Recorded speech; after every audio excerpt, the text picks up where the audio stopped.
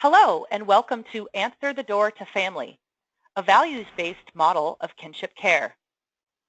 My name is Stephanie, and I will be providing production support during today's webinar.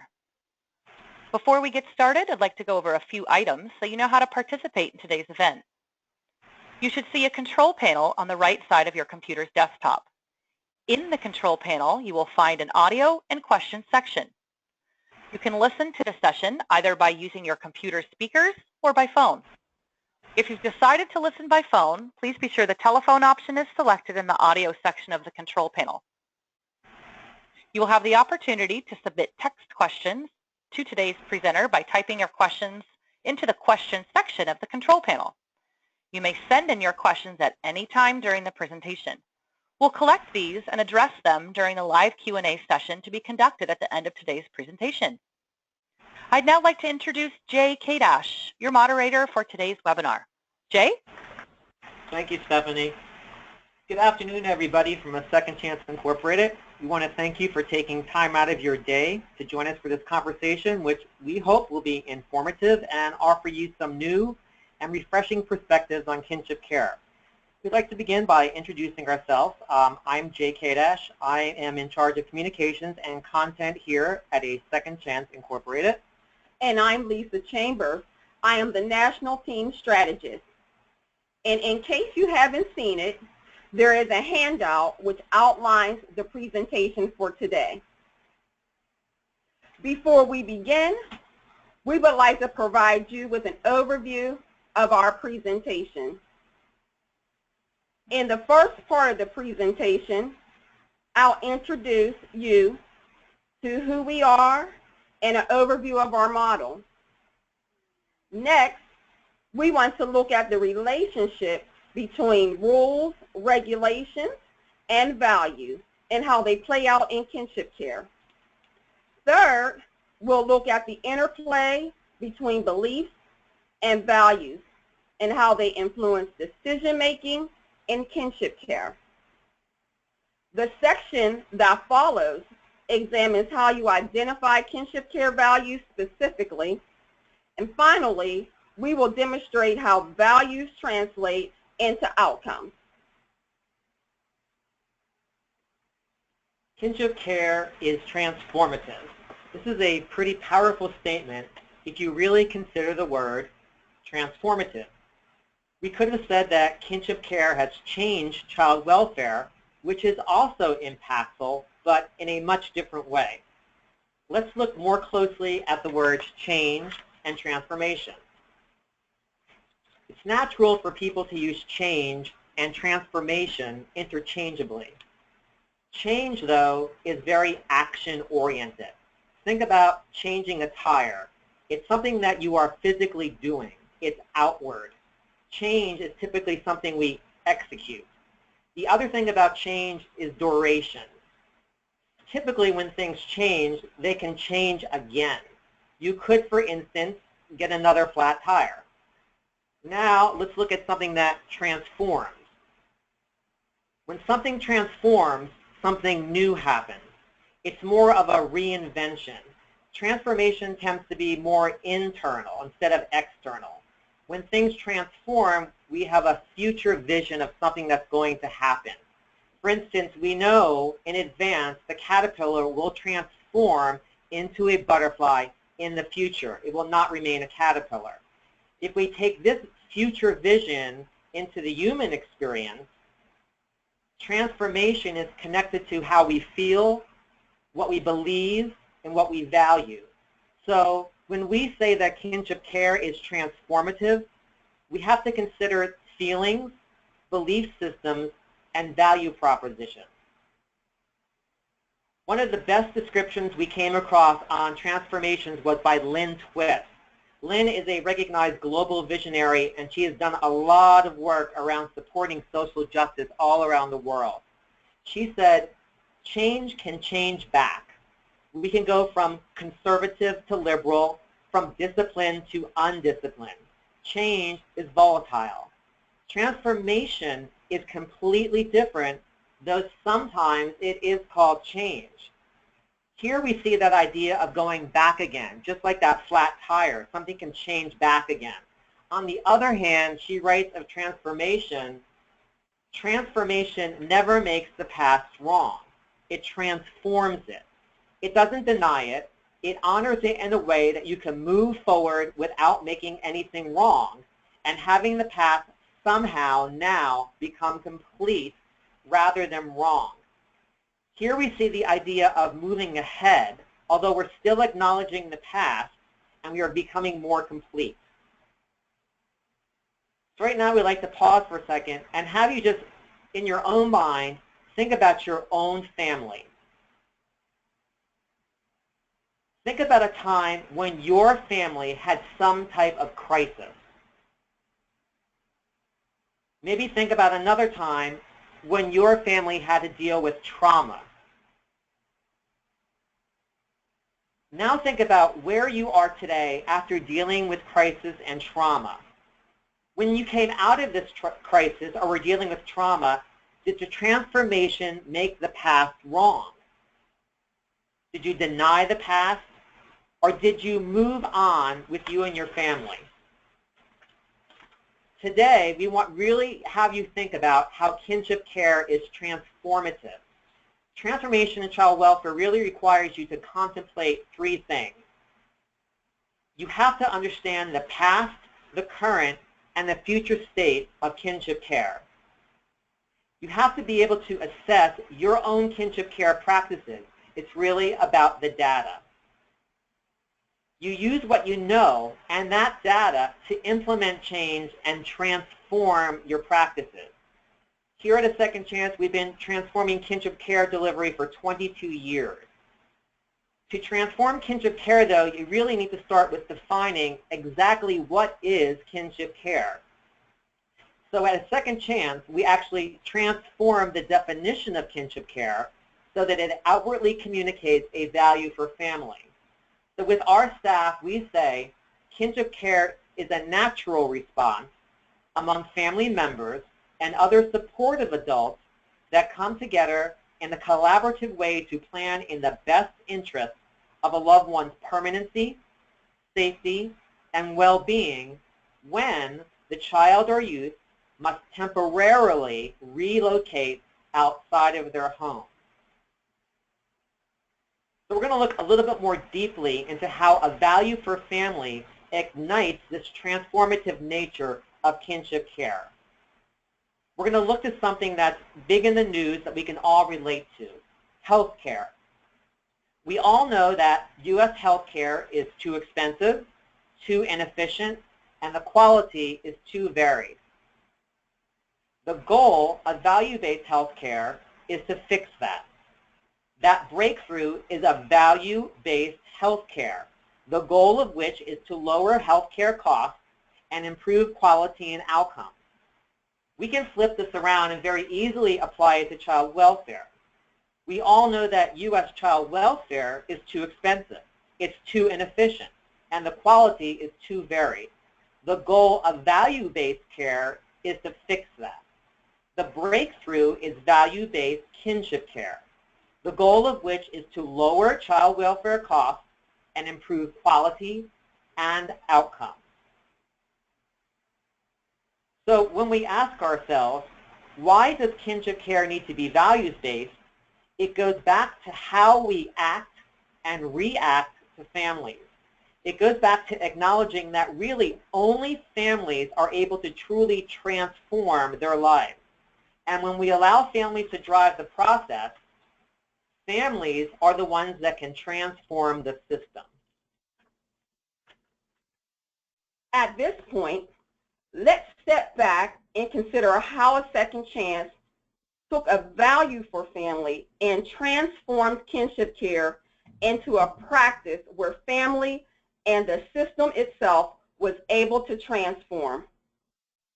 This is a photo of one of our first offices where we began answering the call to kinship care in 1994.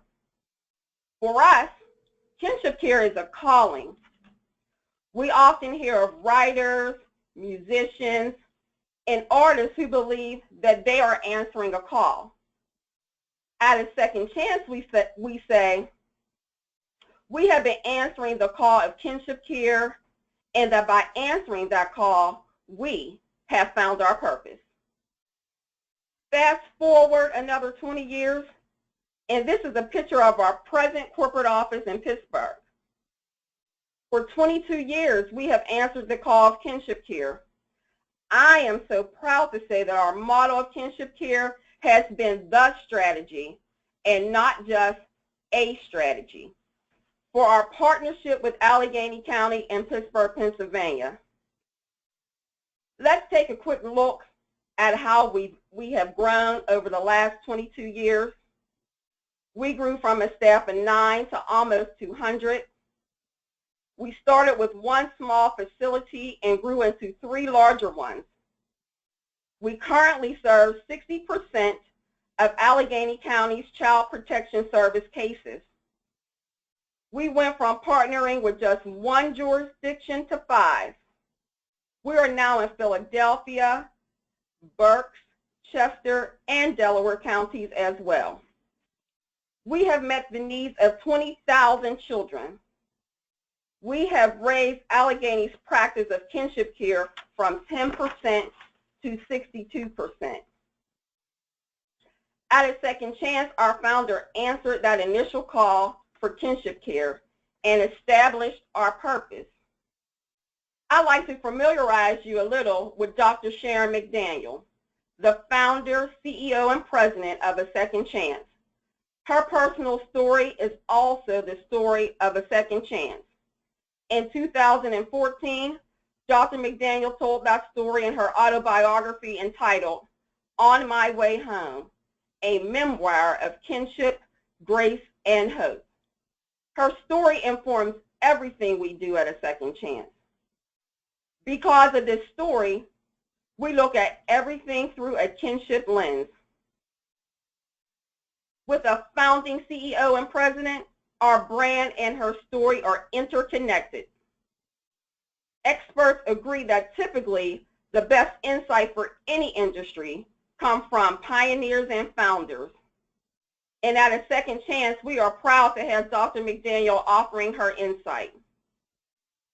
Dr. McDaniel grew up in kinship care, so she is very connected to our purpose. She knows personally what it's like to be a child and family in the system. Of course, over her career, she has worked as a frontline worker, a supervisor, and a director. She has experience working with both the private and public sectors, and additionally, she has been on the national stage. Before A Second Chance existed, this was the view of kinship care. For the system, kinship care was part of foster care. For the system, what worked in foster care was made to work in kinship care. We know that historically, the system has struggled with kinship care. It was easy for the system to treat kinship care like foster care. This mentality of a one-size-fits-all does not demonstrate values for families. We can say that the system's approach to kinship care has become off the shelf. But out of the system's struggle with kinship care, A Second Chance has innovated. With a value for family, kinship care cannot be generic. Kinship care cannot be an adaptation of foster care. For us, kinship care is a unique, personal, standalone practice that values family. With this mindset, we have developed and continue to refine a model, curriculum, and philosophy that is pure kinship care. Here you will see all of our curriculums and programs. Each is pure kinship care. Nothing here has been adapted from a foster care model. So you say, how does our brand of kinship care differ from others? We are a theory to practice model, as we are a provider of service. And what does that mean? Theory to practice model. We recognize three things. One, there is a basic human ability to make meaning out of new or different situations. Secondly, we take action based on these new or different situations. And thirdly, we move forward to become an agent of change. We reflect on these actions and refine our model so that practice is more reflective of real life. In kinship care, basically, this boils down to listening to families. Let's take a closer look at this theory to practice model in kinship care. First, as a provider of service, we look with a critical mass kinship exclusive population. That's now over 20,000 children and families that have informed our brand of kinship care. We have been able to redesign our work with families based upon the needs articulated, examined, and documented in our caseloads of our workers. Our integrated theory to practice model is circular and continuous. Practice is reflected in theory. Theory is reflected in research. And research, ours as well as national, influence practice. Throughout this continuous cycle, that critical mass kinship exclusive population is informing our model and practice. When you have a theory to practice model, you have unique points that will distinguish your brand of kinship care. Remember, kinship caregivers did not answer an ad to become foster parents. They answered a call to care for their kin, and that is a very big difference. This is why our model has a kinship care core. So how is our brand of kinship care different from others? We are a founder brand. Our purpose was born out of a personal and intimate experience with kinship care in the system. We have a unique and historic perspective of the public and private provider relationship. We are values-based. We value family. We like to say we are triad-driven. We work in the purpose of the kinship triad, the child, the birth family, and the caregiver. Because we are a service provider, we have been able to monitor and adjust our practice based on real-time needs. Our model considers the networks needed for families and kinship care workers. It also considers the strategic functions of kinship care so that they demonstrate value for family. It recognizes that often the networks and strategies are blended. Lastly, we consider evaluation. Every day, we go in and we need to evaluate our outcomes and adjust our practices accordingly. This is a distinct advantage of being a service provider who is working with families every day. This everyday direct service of families makes our curriculum and program very relevant to what kinship care families tell us they need and want. And now allows us to build our practice-based evidence. We told you about us, the origins of our model. We looked at how we relate values to transformation. There are lots of rules and regulations in child welfare. Let's take a look at how they relate back to value.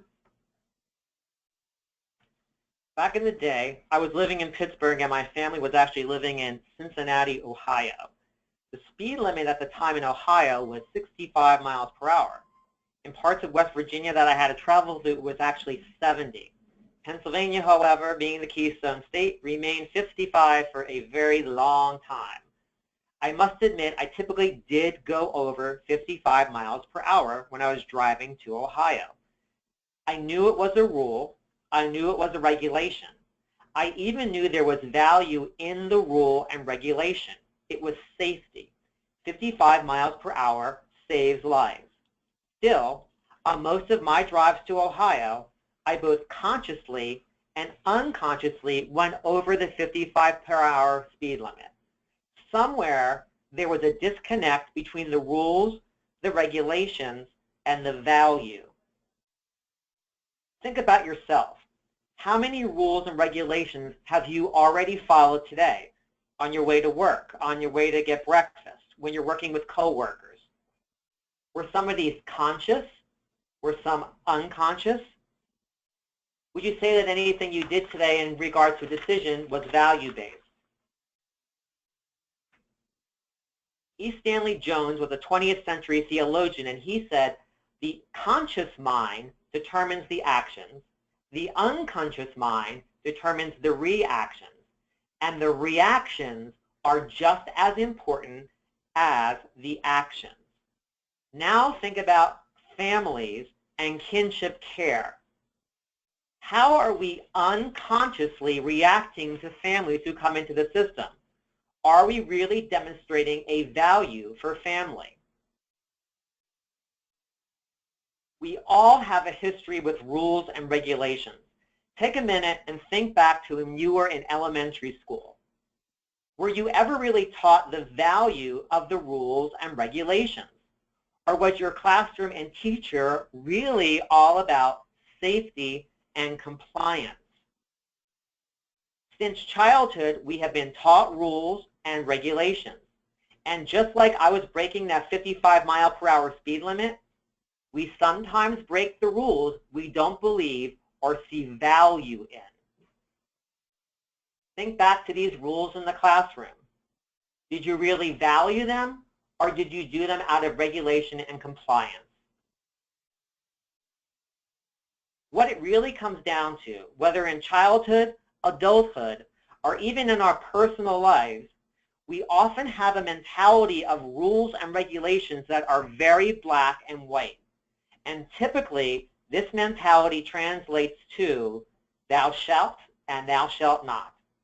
There's a value piece that's typically not being considered. Take another minute to pause now.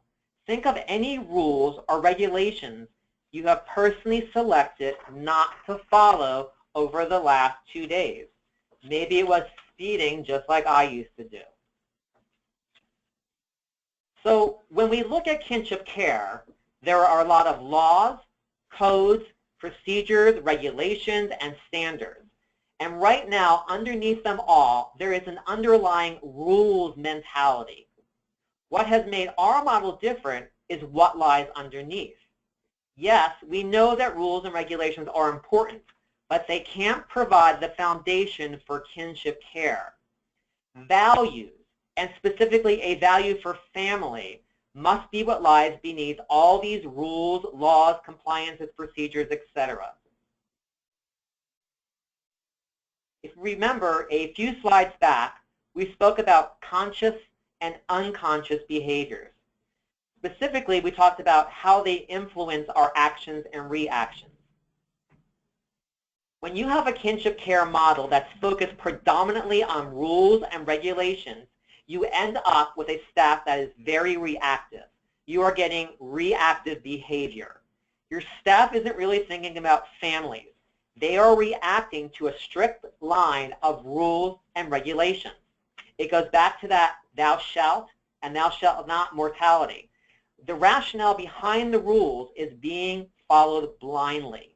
We end up with a lot of uniformity. Every family ends up being treated the same. Think about this, for instance. Grandma doesn't have enough rooms in her home. Thus, she is ruled out as a caregiver. We are done with her. Now let's look at a value-based model such as ours. When rules and regulations are rooted in value, we end up getting proactive behavior. We're going to go back to using that same scenario about grandma's house and the bedroom. Our worker would say, we value the fact that we know that grandma is the best placement at this time for these children. Yes, she does not have enough room in her home, but hey, look at the dining room. It's huge. Can we do something in here? Look at this room. Is there some type of partition we can buy to create another space in that room? There's now a rationale behind the rules. The rationale is that value for family. That value for family becomes the motivation for the worker. Now there's a new mentality. It's a mentality that one size cannot possibly fit all. Each family is different. There's now creativity interwoven into the logic. In a values-based system, kinship care intentionally has to embrace the uniqueness of each family. So if you were to sit in at one of our staff meetings or one of our staff trainings, you would never hear things like this. There needs to be a universal definition of caregiver. Whether they are traditional, foster, or kinship care, we will call them a resource family caregiver.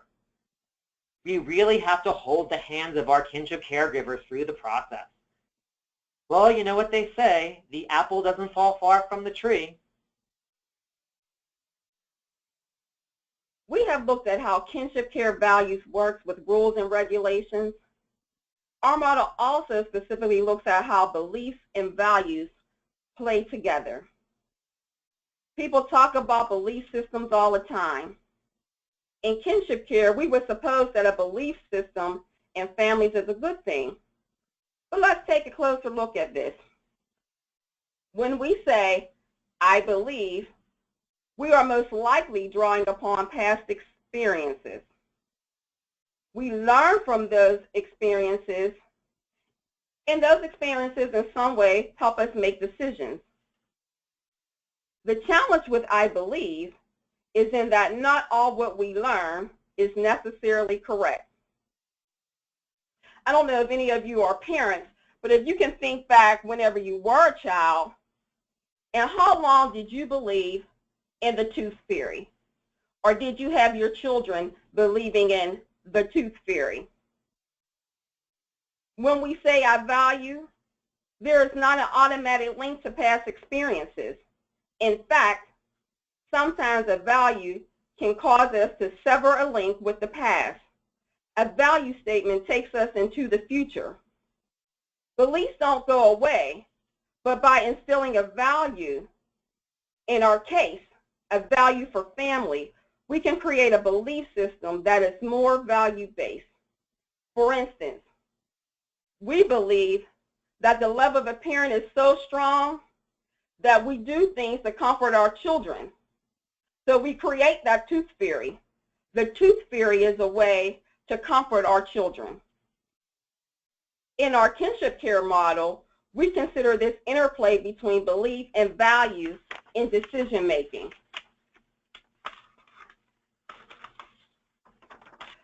Value-based decisions are now creating a future orientation instead of that belief in the past. Remember that in this diagram, we saw how rules and regulations founded in value resulted in a proactive behavior.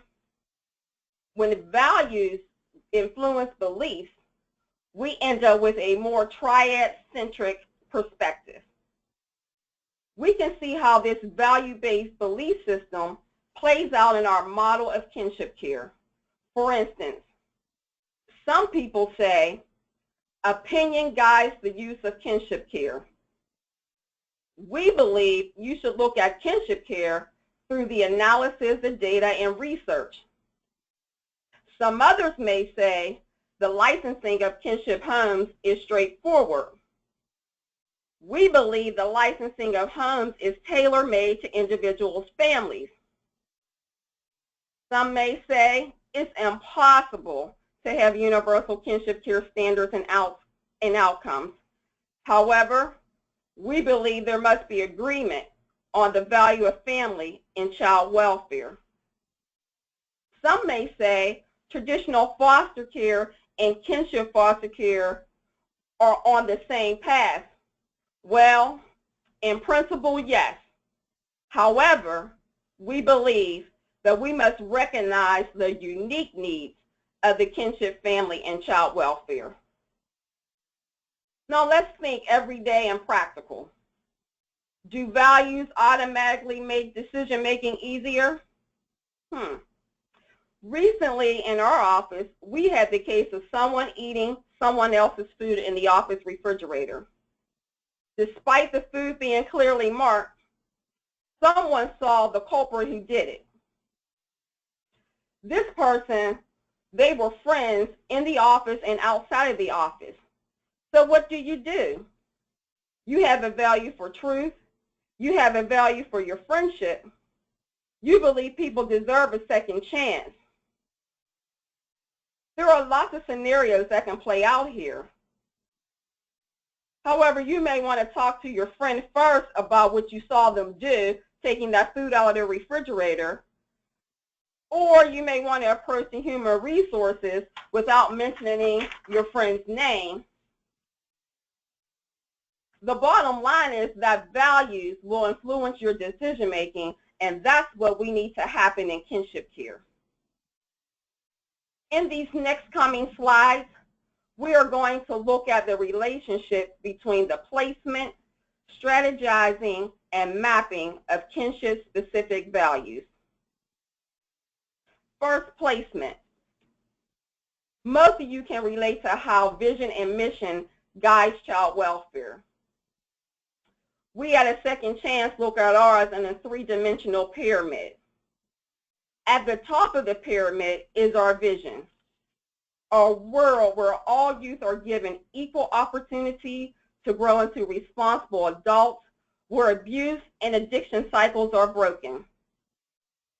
Our mission comes next, to strengthen and preserve healthy kinship families for children. And on the bottom tier, that is our foundation. The foundation of our pyramid is our values. We value families by demonstrating conviction for families, dignity for families, respect for families, and honesty for families. This is a simple diagram, but it is the core of how we start that transformational orientation of kinship care. With values clearly identified, we are able to strategize how we work with families. We take a strong customer service orientation. As we stated before, values drive our decisions. We want these decisions to keep the triad satisfied and in the process lead to safety, well-being, and permanency for children. But as you can see, the diagram has a disconnect. This is a path from value to decision to satisfaction. We've learned over 22 years that culture drives value, and that this culture must be able to facilitate the personal realization of our values for family. Without the culture and personal realization, you can never get to the mission. This provides the structure of our model. What do you see in the middle of this diagram? The individual staff member. Lasting transformation comes in the way of connecting the person to this value for family in a kinship care model. We have the foundation and the structure, but to strategically use values in the model, we need to map out the process. Values-based means that we have a value proposition that places the triad at the center of our work. And the triad, again, is the children, the caregiver, and the birth family. Our value-based system has created a culture of caring for families. We deliver the value forward. We design for this value forward and backwards. This is how. We start with the intention of valuing family. We can honestly say the agency is founded in a value for family, and remember, if you value family, then you value kinship care. This value for family is onboarded with all new employees and communicated to the families we serve. Our staff and clients value family. We have developed and redefined our values-based programming. This means on both the programming and operational sides. A value for family is intentionally reflected in the work. We connect the value for family to our outcomes. Every department is administered with a value for family. we are able to evaluate these outcomes. This means our value for family can be measured. We are data informed.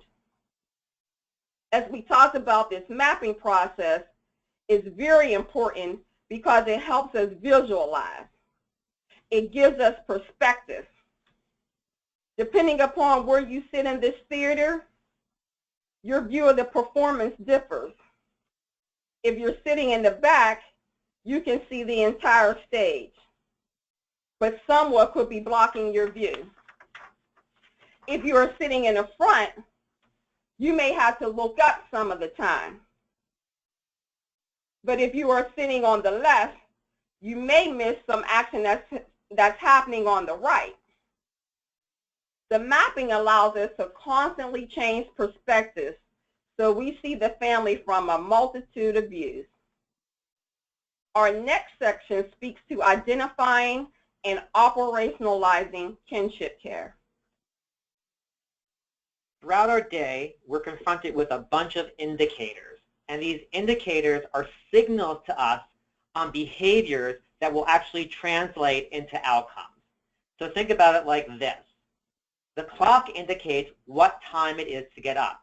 If I hit the snooze too often, I will be late for work. That's not a good outcome.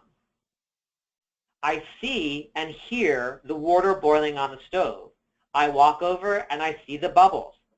Without touching the water, I know it is ready for my pasta. However, if I touch the water, I could get burnt. So some indicators are better than other indicators. I look out the window. I see there's water on the pane. I see people carrying umbrellas. I see people in coats. I immediately know it's cold and rainy. Some indicators are easier than others to recognize. I come into work, I'm a little wet, I'm a little tired, and this face greets me. I know there's some good office gossip coming soon. Indicators are the way we determine things both directly and indirectly. We need these indirect and direct value indicators in kinship care as well. Indicators are an important way to guide a model of kinship care. In our model, we developed key value-based indicators for our model through the development of a tool that identifies and measures kinship care indicators.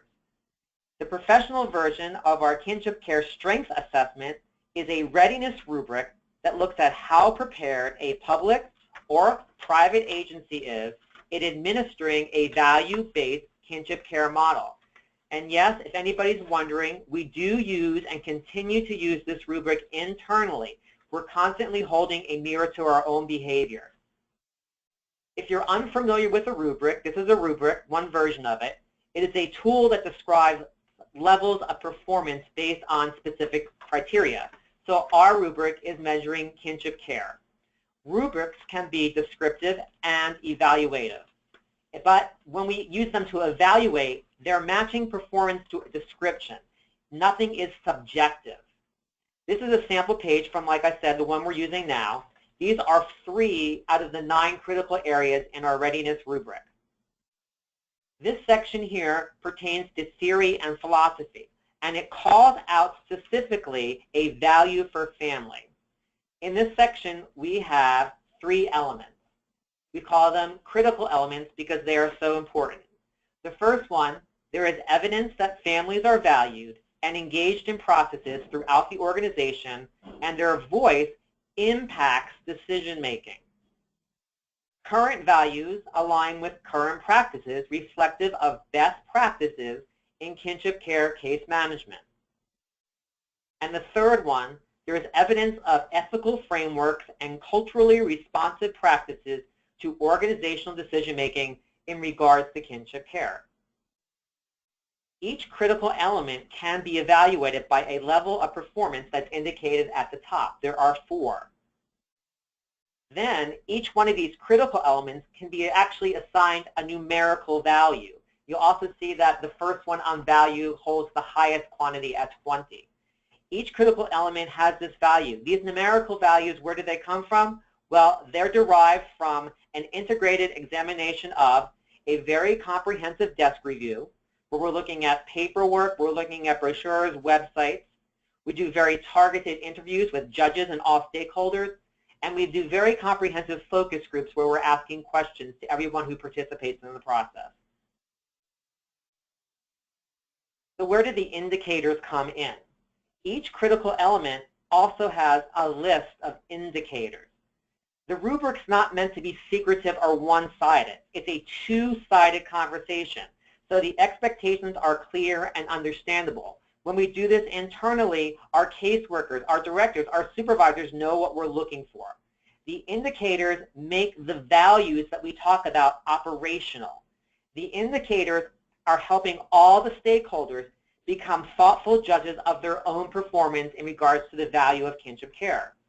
If we look at that first critical element again, we can see it right here. There are 5 indicators that go with this element. As an example, here's one that speaks directly to family participation. It reads, input from families, including families formed through kinship care, is regularly sought and included in all agencies' decision-making processes. You can see here we are specifically indicating something that can be documented, it can be measured, it can be evaluated. We are looking at all the opportunities the entire triad is provided with to directly manage their situation. So during an engagement with an agency or jurisdiction, or even internally, you should be able to demonstrate this practice through a desk review and through those questions asked during interview and focus groups. As another example of measuring the value for kinship care, we can actually look at the entire intake process.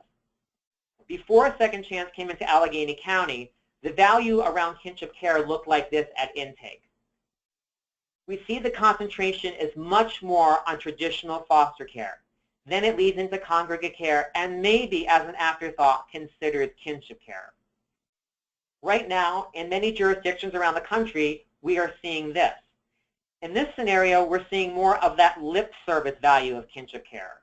We tried it once, we made one phone call, it didn't work, so we're going to go right into traditional foster care. Now let's look at what we currently do in Allegheny County. We exhaust kinship care at intake. Traditional foster care and congregate care are last resort. This very specifically shows a value for family and indicates a predominant scoring on the readiness rubric. Finally, let's look at how a value for family can translate into an actual outcome. One way we outwardly demonstrate a value for family is how we begin the entire engagement with families. From the onset, we meet families where they are. When families are learning how to negotiate a very new and confusing space in child welfare called kinship care, they have a much firmer footing in the process when we meet them where they are. We never ever say, all families start here. This is the starting point. Meeting families where they are automatically means we are not using that one-size-fits-all model that is traditionally used in traditional foster care. As an example, let's look at a meeting of people. Let's say we have 10 adults in the room, and we say, I'm going to teach you all how to swim in an Olympic-sized pool. At the end of this engagement, you need to swim 1 complete lap. You all will go through the same exact process, no matter what your skill level, I don't care what you're interested in, or your ability to practice regularly.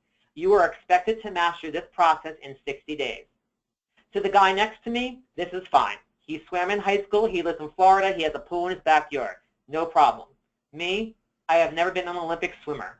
But I do know how to tread water, I'm not going to drown, I know how to swim, I'm not afraid of the water, but you know what, I haven't swum competitively in 20 years. But on the other hand, someone next to me, she wants to improve her skills, but she has no pool close by, and she's going to find it extremely difficult to practice. The woman next to me, however, is close to a pool, so that's terrific. But the open swim time is 3 to 7, and she works until well past 8 o'clock. As you can see, we are not meeting the individual swimmers where they are. We're making everybody start at exactly the same place. There's no consideration of current and past experience or personal strength. obviously the swim instructor had a disconnect between those he's working with and the process. He doesn't know how to meet people where they are. We think that this process is automatic, but for 22 years we know that if you want to meet families where they are, it has to be intentional and it has to be very deliberate. So our model looks at the relationship between values, beliefs, behaviors, and outcomes very specifically. We look at it like a funnel. We start off at the top. We funnel our values into our belief system. Our belief goes into outward behaviors, and our outward behaviors can be demonstrated in outcomes and data. As an example, we can say, I value the entire family. This means I value the triad, the child, the birth family, and the caregiver. As a belief, I believe that families must drive the process of kinship care. There's the belief system. Going into an outward behavior. Using the same standards utilized for non-kin, I license kin families in, not out. The outcome? At a second chance, we license 90% of kinship family within 60 days or less. So we just said we were able to license 90% of kinship families within 60 days or less. What we're really saying is that kinship care is transformative. We can change things and transform behaviors. They both have a place in our life. Right now, think about all the changes versus transformations you have made in your life. I'm going to share some of mine. Have you ever tried to lose weight like me? Try to give up dessert? Try to change your eating habits? Did it stick? Did you go back? Did you sneak in that one thing, or did you start to make rationalization? Have you ever said you will religiously attend the gym? How long did it last? Was it easy or was it a struggle? Do you still go? Did you need assistance? Did you need to go outside of your comfort zone? Have you ever smoked? I did. I have, and for quitting, it was a transformation. Unlike weight loss where I fluctuate and change and go back and forth, unlike the gym where my motivation changes from day to day, with smoking, I have made a transformation. I started smoking when I was 16, and I stopped when I was 26. I know I will never go back to smoking. Transformation finds its evidence in stability over time. What is something that has transformed your life? Kinship care has shown stability over time, and that is because there is a value of family, and that value is transformative. And now we're going to share some data that supports this transformativeness of kinship care. So as we talk about our outcomes and the data, comparing a second chance to the national data, as it relates to the length of stay for children discharged to reunification, nationally it's about 7.6 months. For a second chance, we are able to accomplish that in 6.23 months. For the length of stay for children discharged to adoption, nationally, it's 29.4 months. For a second chance, we're able to accomplish that in 21.35 months. The time that it takes for subsidized permanent legal custodianship, some of the legal requirement around that is somewhere in between approximately 24 months. But at a second chance, we are able to do that within 17.97 months. For the percentage of children in foster care who were subject to substantiated indicated maltreatment and abuse while in care, nationally it's 0.34. At a second chance, we have zero children under our care have had additional maltreatment of abuse. For the children who have completed high school, nationally 50% of children in foster care complete high school. And a second chance, our high school completion rate is at 95%. If we look at the percentage of foster youth who change schools when first entering care, the national statistic is 56%.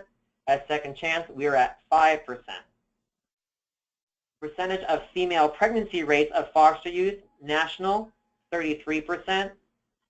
with us 1% following their entry to ASCI. One of our favorite quotes of Dr. McDaniel really sums up today's presentation on our values-based model of kinship care. She said once, kinship care is not a practice model, which kind of threw everybody off. But she completed the sentence with, rather it is a value for family. This value for family is the driver of our kinship care model. For our next webinar, we're going to explore our kinship care values training, which we use internally and externally, called Kin to You. This training is designed for child welfare systems, nonprofit organizations, and private providers such as us. Really, it's for anybody who works with children and families. It begins conversations around the value for family, and it builds a more genuine ownership in the practice of kinship care. We want to thank you for your participation today. Our contact information is here, and it is also on the handout, and it will be in a follow email tomorrow. I'm going to see if we have any time for Q&A. I think we have about 5 minutes left. We can answer some questions if anybody has any questions.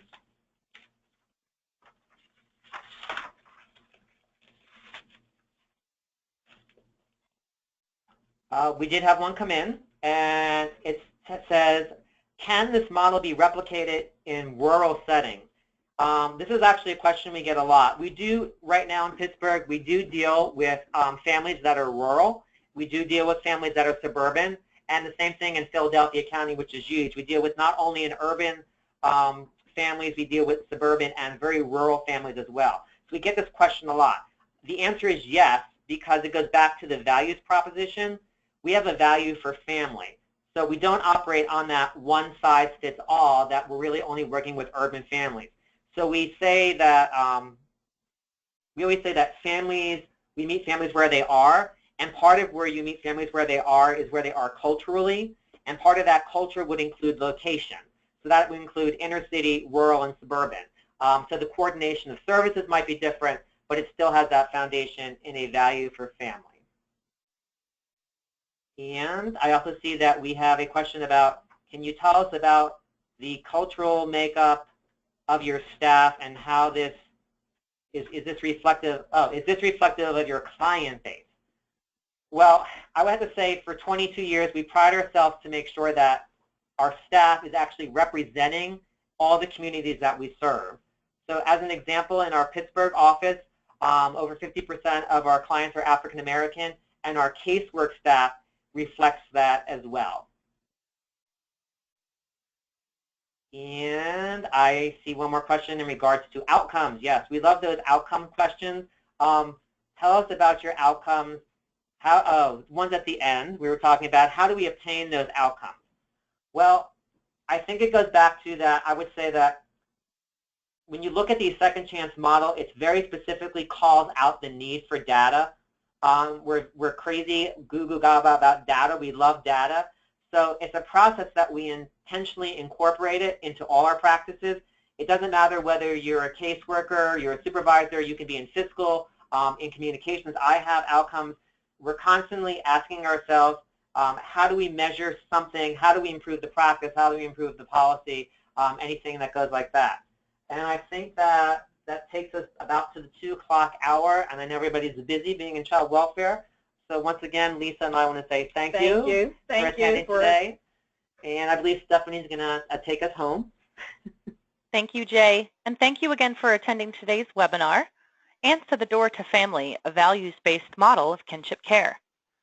You will receive a follow-up email with a link to take the survey within the next 24 hours.